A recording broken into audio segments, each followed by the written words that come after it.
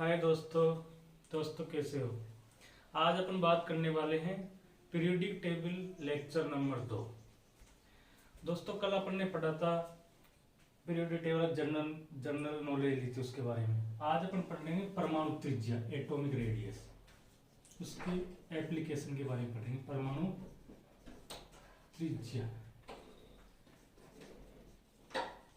Atomic radius, इसके बारे में पढ़ेंगे। परमाणु त्रिज्या किसे कहते हैं? पहले परमाणु त्रिज्या कहते हैं नाभिक के केंद्र से बाह्य इलेक्ट्रॉन के मध्य की दूरी को परमाणु त्रिज्या कहते हैं। पहला क्वेश्चन तो ये है। इसके बाद में परमाणु त्रिज्या पर प्रत्यक्ष रूप से ज्ञात नहीं कर सकते क्योंकि परमाणु अत्यंत छोटे होते हैं और वो विलगित अवस्था में पाए जाते हैं। इसके बाद में अपन बात करेंगे, पहले इनको लिख लेते हैं उसके बाद में बात करते हैं। तो इसकी परिभाषा है नाभिक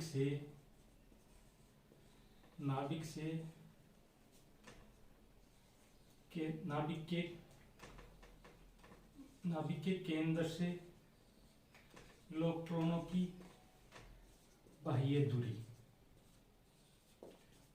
परमाणु त्रिज्या कहलाती है।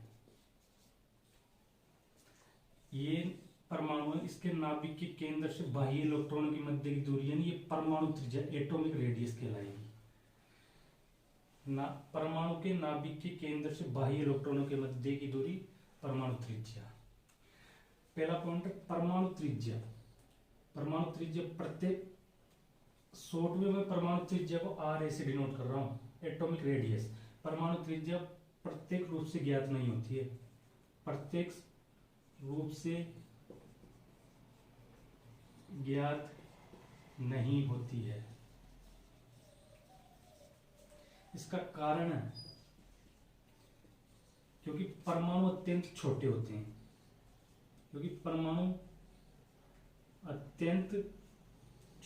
हैं, दूसरा पॉइंट है क्योंकि परमाणु विलगित अवस्था में पाए जाते हैं।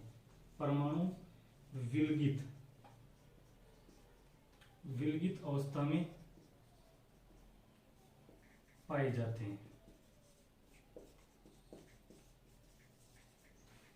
परमाणु विलगित अवस्था में, अतः परमाणु त्रिज्या अप्रत्यक्ष रूप से ज्ञात की जाती है। परमाणु त्रिज्या अप्रत्यक्ष रूप से ज्ञात की जाती है। परमाणु त्रिज्या अप्रत्यक्ष रूप से ज्ञात की जाती है। तब इसके एप्लीकेशन के बारे में पढ़ेंगे अपन। परमाणु त्रिज्या एप्लीकेशन के बारे में ये परिभाषा होगी और इसके बारे में अब इसके एप्लीकेशन के बारे में पढ़ेंगे। परमाणु त्रिज्या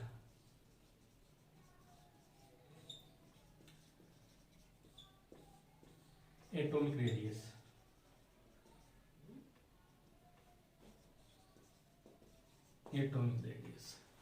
पहला इसकी एप्लीकेशन आयनिक त्रिज्या। आयनिक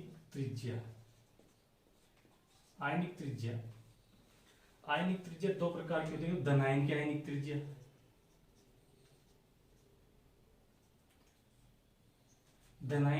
त्रिज्या, आर पॉजिटिव, और एक होती है ऋणायन की आयनिक त्रिज्या, आर नेगेटिव। आयनिक त्रिज्या दो प्रकार, धनायन की आयनिक त्रिज्या, ऋणायन की आयनिक त्रिज्या।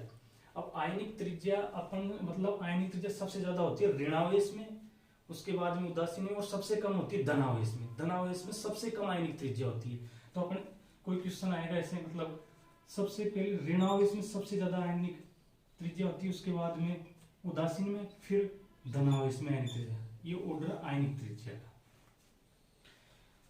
तो आयनिक त्रिज्या, इससे निष्कर्ष निकलता है कि आयनिक त्रिज्या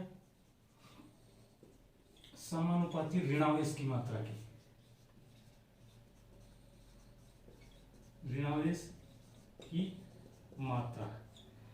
आयनिक त्रिज्या समानुपाती ऋणावेश की मात्रा, क्योंकि सबसे ज्यादा आयनिक त्रिज्या होती है ऋणावेश की, उससे कम उदासीन की, फिर धनावेश की, सबसे कम आयनिक त्रिज्या होती है। तो आयनिक त्रिज्या समानुपाती ऋणावेश की मात्रा की, व्युत्क्रमानुपाती धनावेश की मात्रा की।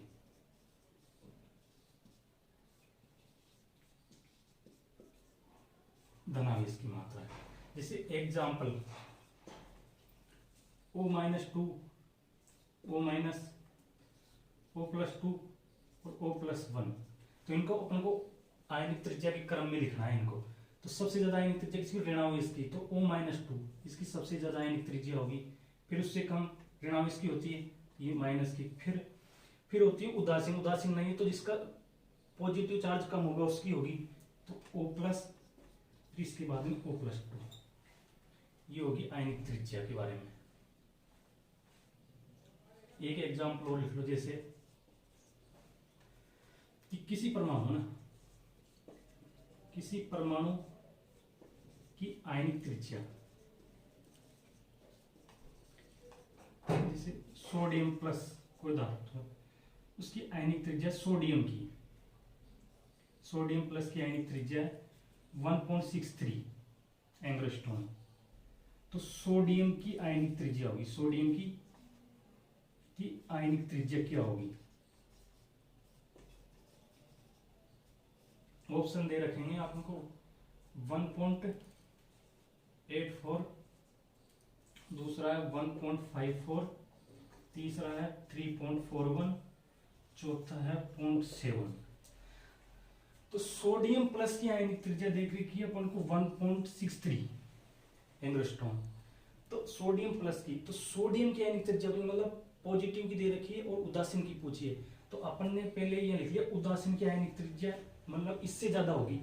तो इससे ज्यादा कौन सी है, इसमें थोड़ी ज्यादा होगी इससे, तो ये तो कम है, ये नहीं हो सकता, ये इतनी ज्यादा है, ये नहीं हो सकती, और ये कम है, ये नहीं हो सकती।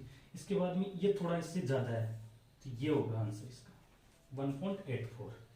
तो ये अपन ने पढ़ा आयनिक त्रिज्या के बारे में, इंपॉर्टेंट है दोस्तों, ये वेरी इंपॉर्टेंट क्वेश्चन बनता है इससे।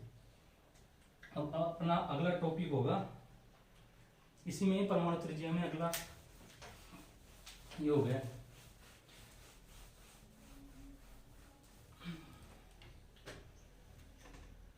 परमाणु त्रिज्या। इसके बाद में ससंयोजक त्रिज्या, ससंयोजक त्रिज्या, ससंयोजक RC कोवेलेंट रेडियस। तो ससंयोजक त्रिज्या समान परमाणु के मध्य ज्ञात की जाती है। पहला पॉइंट इसमें यह है समान कोश के परमाणु के लिए ज्ञात की जाती है। इसमें ससंयोजक त्रिज्या कम होती है, आयनिक त्रिज्या का ज्यादा होती है ससंयोजक त्रिज्या से, ये इम्पोर्टेंट है। और इसमें ज्यादा कुछ नहीं आता है, एप्लीकेशन है ये। तो इसके बाद में आएगा ये हो गया दूसरा, तीसरा धात्विक त्रिज्या।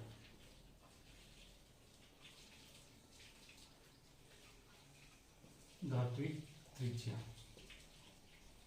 धातुओं में क्या होता है, संकुलन होता है, धातुओं में होता है संकुलन।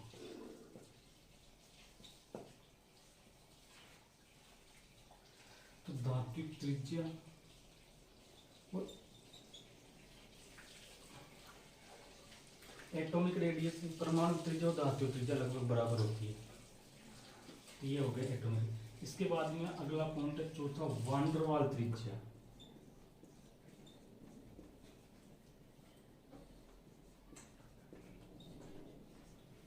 वान डर वाल त्रिज्या ये इंपॉर्टेंट है। वान डर वाल त्रिज्या, वान डर वाल त्रिज्या, वान डर वाल त्रिज्या है अक्रिय गैस परमाणु ज्ञात की जाती है, अक्रिय गैस परमाणु में ज्ञात की जाती है, अक्रिय गैसों में ज्ञात की जाती है। अक्रिय गैस कौन सी, हीलियम, नियोन, आर्गन, क्रिप्टोन और जीनोन, इनमें होती है वान डर वाल त्रिज्या। तो वान डर वाल त्रिज्या का मान ज्यादा होता है परमाणु की त्रिज्या से। तो वान डर वाल त्रिज्या का मान आर वान डर वाल त्रिज्या का मान ज्यादा होता है परमाणु त्रिज्या एटॉमिक रेडियस से, बहुत ज्यादा होता है इससे। तो ये इंपॉर्टेंट है कि वान डर वाल त्रिज्या का मान परमाणु त्रिज्या से बहुत अधिक होता है। वान डर वाल त्रिज्या परमाणु त्रिज्या से बहुत अधिक होती है। तो ये इसका एप्लीकेशन, ये इंपॉर्टेंट है। इसके बाद में अपन बात करते हैं,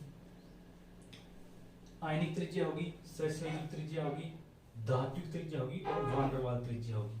अब अगला पॉइंट अपन इनके एप्लीकेशन के बारे में अगला पॉइंट पर डिस्कस करेंगे।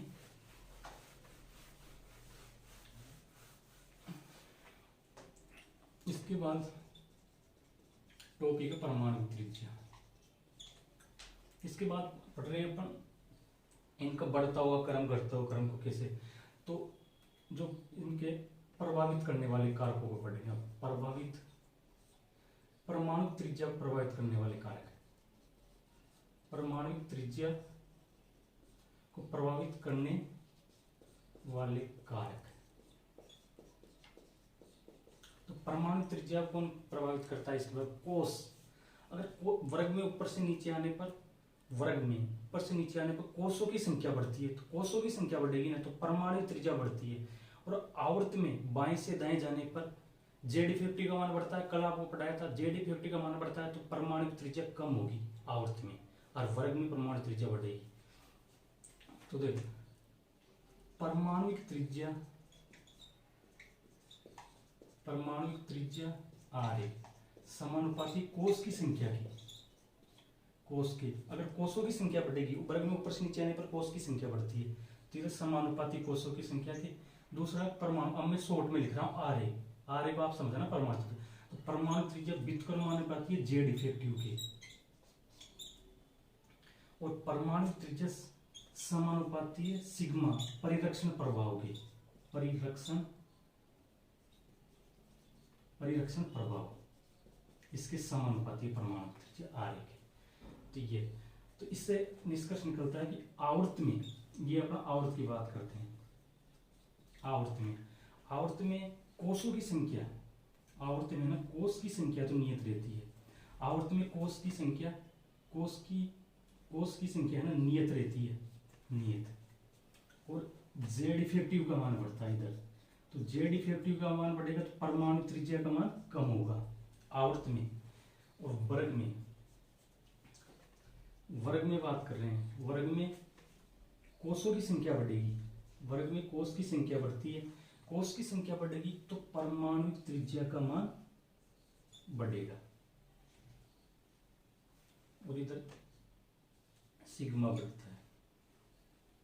ये हो गया इनके एप्लीकेशन की। आवर्त में बाएं से दाएं जाने पर परमाणु त्रिज्या का मान कम होता है क्योंकि Z बढ़ता है, और वर्ग में ऊपर से नीचे आने पर परमाणु त्रिज्या का मान बढ़ता है क्योंकि कोषों की संख्या बढ़ती है।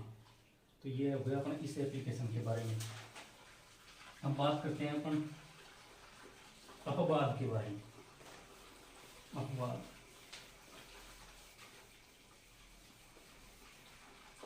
पीरियोडिक टेबल में बहुत सारे एग्जाम्पल के अपवाद आते हैं, तो अब अपन बात करेंगे अपवाद, एक्सेप्शन के बारे में। अपवाद,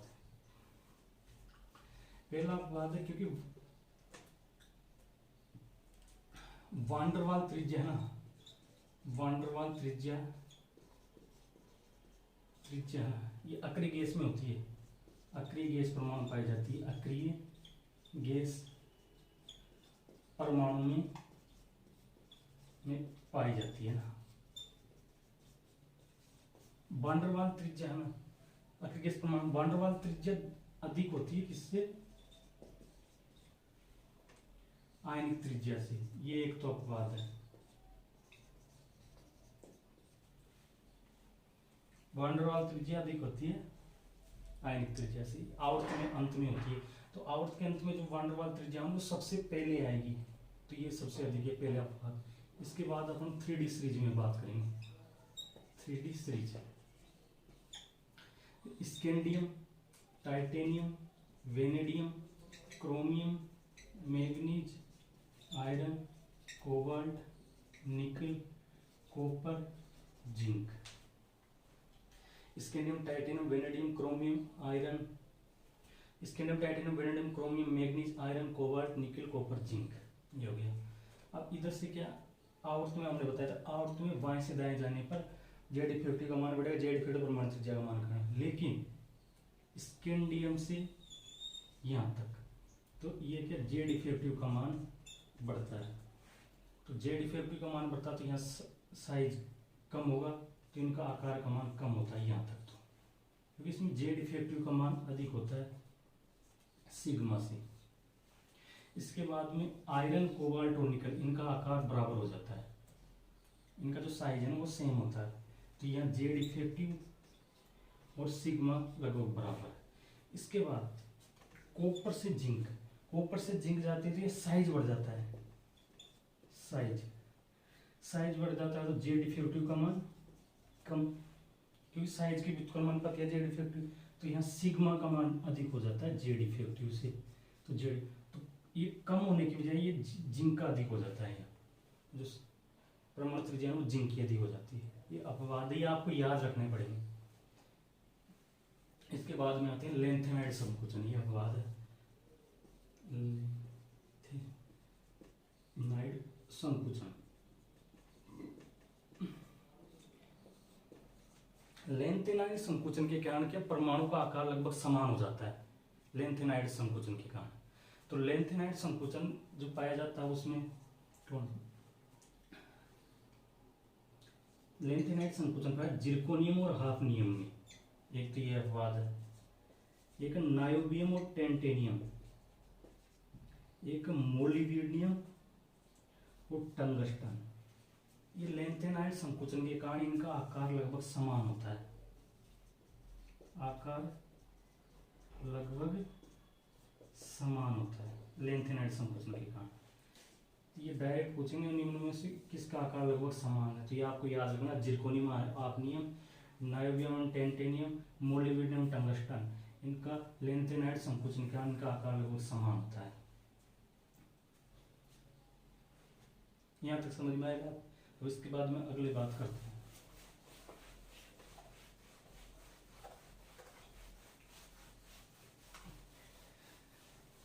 इसके बाद बात करते हैं लेंथेनाइड संकुचन के अंदर ही बात कर रहे हैं अपन संकुचन, लेंथेनाइड संकुचन।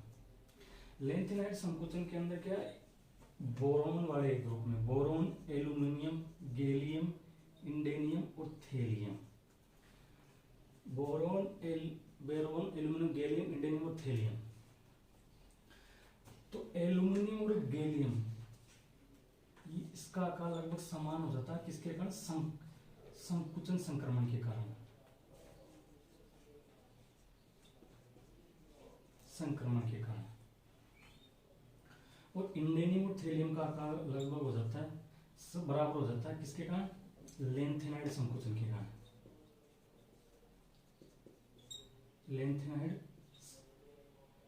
लेंथेनाइड संक्रमण के कारण, लेंथेनाइड संकुचन के कारण, इंडेनियम और थेलियम का आकार, एल्यूमिनियम संक्रमण संकुचन के कारण। इस संक्रमण संकुचन ड्यूकोस के ध्रुवल परिरक्षण प्रभाव का कारण होता है, ड्यूकोस के ध्रुवल परिरक्षण प्रभाव के कारण होता है, ड्यूकोस के ध्रुवल परिरक्षण प्रभाव के कारण संकुचन संक्रमण। तो ये बात की अपने लेंथेनाइड संकुचन। एल्यूमिनियम और गैलियम का आकार लगभग समान होता है, किसे, संक्रमण संकुचन के कारण। और ये संक्रमण संकुचन किसके कारण होता है, ड्यूकोस के ध्रुवल परिरक्षण प्रभाव के कारण। और ये इंडेनियम और थेलियम का आकार है ना, ये लगभग बराबर होता है लेंथेनाइड संकुचन के कारण। ये अपवाद है, ये आपको याद रखने पड़ेंगे डायरेक्ट। इसके बाद अपना बात करते हैं 4F एवं 5F सीरीज में, 4F एवं 5F सीरीज श्रेणी में, 4F एवं 5F श्रेणी, इसके बारे में बात करेंगे। 4F एवं 5F श्रेणी में इसमें क्या है, इसमें परमाणु त्रिज्या में लगातार कमी आती है, क्योंकि इधर आवर्तन y से दाएं जाने पर जेड इफेक्टिव का मान बढ़ेगा, जेड इफेक्टिव का मान बढ़ता है तो परमाणु त्रिज्या का मान कम होता जाता है। तो ये हो गया अपने 4F 5F श्रेणी में। इसके बाद में अगला टॉपिक अपना इसी में परमाणु त्रिज्या में, सम इलेक्ट्रॉनिक स्पीड में परमाणु त्रिज्या ज्ञात करना। इसमें सम इलेक्ट्रॉनिक स्पीड में परमाणु त्रिज्या ज्ञात करना। अगला टॉपिक होगा अपना सम इलेक्ट्रॉनिक स्पीड में परमाणु त्रिज्या ज्ञात करना। तो ये इंपॉर्टेंट है। सम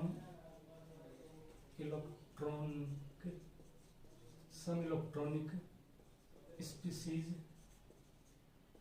में परमाणु त्रिज्या ज्ञात करना, ये अपना टॉपिक है, ये इंपॉर्टेंट है, इससे क्वेश्चन बनता है। तो सम इलेक्ट्रॉनिक स्पीसीज में परमाणु त्रिज्या ज्ञात करना है। इसके लिए आपको जेड बराबर proton upon electron, proton upon electron. अगर जेड का मान ज्यादा हुआ, जेड का मान अधिक हुआ तो परमाणु त्रिज्या का मान कम होगा। ये अपना जेड इफेक्टिव है, जेड का मतलब है ना। तो अब एग्जाम्पल समझते हैं इसको।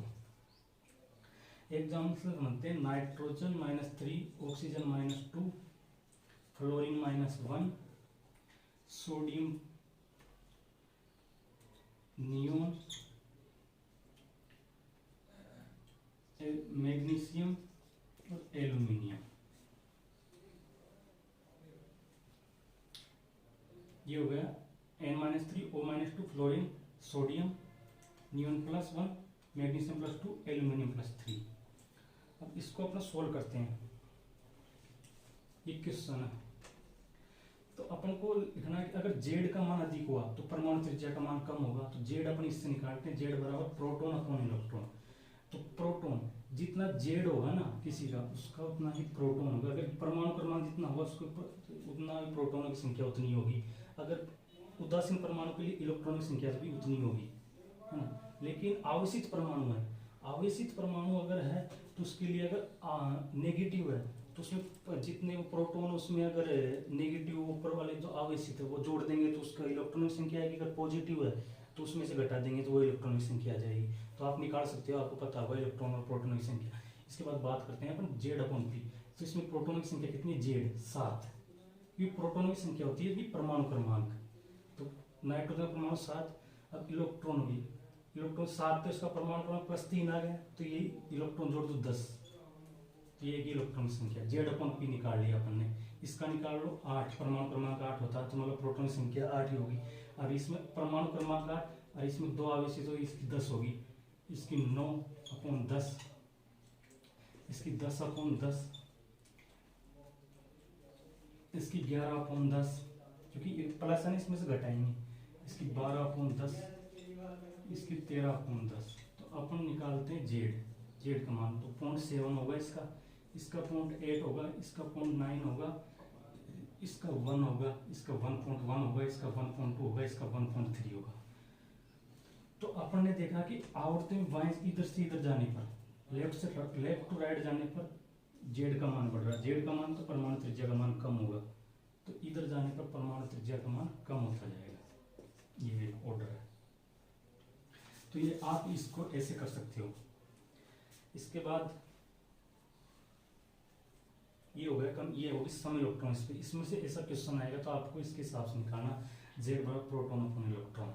इसके बाद में अगला जो अपना टॉपिक होगा वो जलयोजन। जलयोजन की त्रिज्या, जलयोजन की त्रिज्या है, जलयोजन की मात्रा।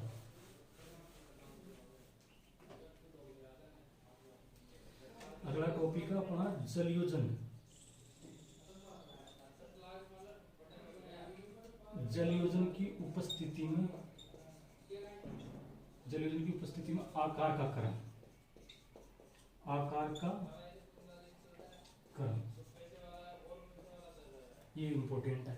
अपना टॉपिक है जलयोजन की उपस्थिति में आकार का क्रम। तो जलयोजन, जलयोजन उसे कहते हैं मतलब परमाणु पानी में घोलने पर उसका जलयोजन हो जाता है। तो साइज बढ़ेगा, मतलब परमाणु का आकार जितना छोटा होगा ना उसका उतना ही अधिक जलयोजन होगा। मतलब ये है पेन, तो ये कितना सा परमाणु का आकार कोई तत्व है, इसका जलयोजन, अगर इसमें अधिक जल लगेंगे तो जलयोजन का आकार, अधिक जल जुड़ेंगे तो इसका जलयोजन अधिक होगा। अरे एक परमाणु बड़ा है, बड़ा परमाणु इतने पेन है तो इसमें कम जल जुड़ेंगे तो इसका जलयोजन कम होगा। तो आकार के साथ है ना, आकार ज्यादा होगा तो उसका जलयोजन कम होगा। तो पहला है जलयोजन की मात्रा, पहला पॉइंट जल योजन की मात्रा भिन्न भिन्न आयनों में भिन्न भिन्न होती है, भिन्न भिन्न होती है। तो जल योजन की मात्रा समानुपाती आवेश की, समानुपाती आवेश। इसके बाद में जल योजन की मात्रा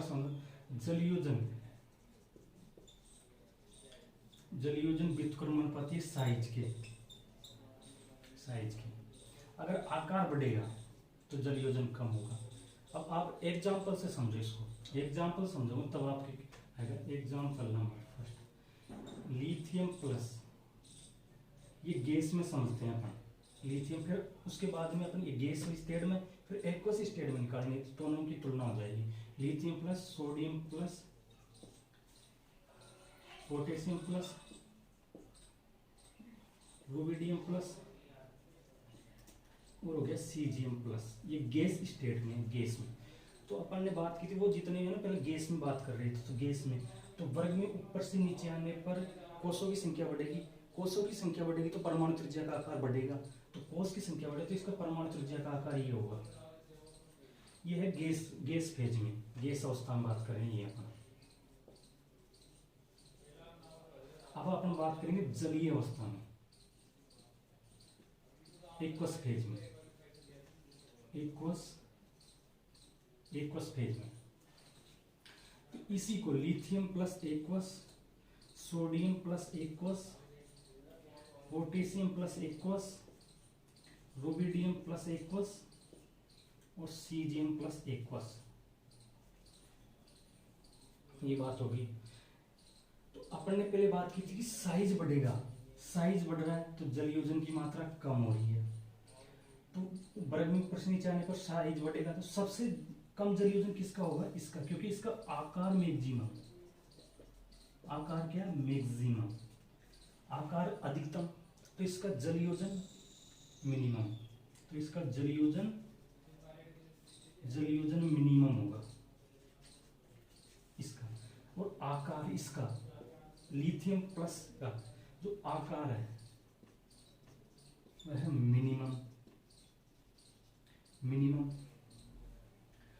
आकार मिनिमम, तो इसका जल योजन मैक्सिमम, तो इसका जल योजन होगा वो होगा मैक्सिमम, इसका जल योजन अधिकतम होगा। तो जल योजन की जो मात्रा कम होगा क्योंकि इसका आकार कम है, क्योंकि वर्ग में ऊपर से नीचे जाने पर आकार बढ़ता है, क्योंकि अपन ने पढ़ा है ना वर्ग में ऊपर से नीचे आने पर क्वेश्चन से दिया तो आकार बढ़ेगा। तो लेकिन जल योजन आकार के व्युत्क्रमानुपाती जल योजन की मात्रा, तो वर्ग में ऊपर से नीचे आकार बढ़ता, आकार बढ़ेगा तो जल योजन की मात्रा कम होती जाएगी। तो जल योजन सबसे ज्यादा किसका होगा? लिथियम प्लस का, उससे सोडियम प्लस का, फिर पोटेशियम का, फिर इसके सबसे कम होगा सीजियम प्लस का।